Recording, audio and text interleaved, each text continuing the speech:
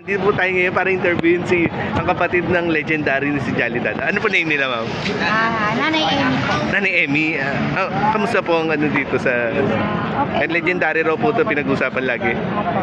Ngayon meron nag-ano ng TV5. Lagi naman po kahit yung ABS-CBN din po. Okay. Kaya nga po lagi ako nabibigtima ng mga interview. Nagkakabiti rin po ako. Cavite. Saan po sa Cavite? Sa Imus? Magkalapit lang po tayo. Kawit kami. Kapbahay ko po si Ramon Gabriel.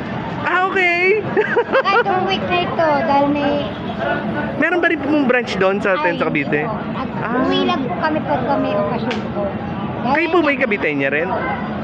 Caviteña rin po kayo? Pati po si Caviteña po yung tatay ko. Okay.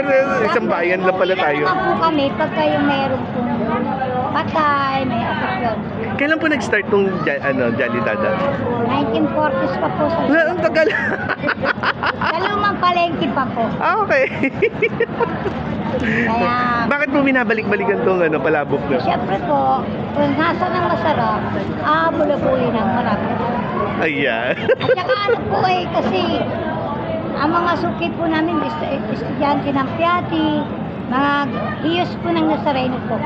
Saan Nazareno po? Ayun, tama-tama. At po, totally po yung mga estudyante po ng professor na nga po, bumabalik pa rin po. Dati po estudyante ngayon professor na. Nagugulat nga po sila, nakapag-abot sila, nakita kagad nila na ay, ito yung kapatid ni Dada. Kasi sabi nila, buhay pa rin pala. Ilan taon na po kayo? 15. At sino pong nag-formulate ng Sa lola pa ho na. sa lola po po? Since 1940s? Pasalin-sali na po. Okay. Kapatid ko, ngayon pamilya na po pala. Balikan, kapwa Caviteño pala natin to. Ano po message sa mga kapwa natin Caviteño? Dalawin dito. Magkakaroon ba po kayong branch sa Cavite? Pinag-isipan ko po kasi gising-gising na rin po kasi. Dito po sa Quiapo. Pero gusto ko rin po magkaroon na. Opo, para doon sa atin. Malapit lang. Plano ko pa lang. Lumuwas nga po ako para dito, para mapuntahan. Ay, ako naman po uuwi dahil namatay daw po yung tita ko. Ay. Punta naman kami na. Condolence po, condolence.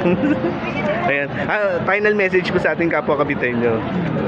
Invite niya sila pumunta dito sa bisitahin. Ang mga kababayan ko sa Caviteño, halina't pumunta kayo sa Jolly Dada's Palabok na masarap na, mura pa, busog pa ang tiyan.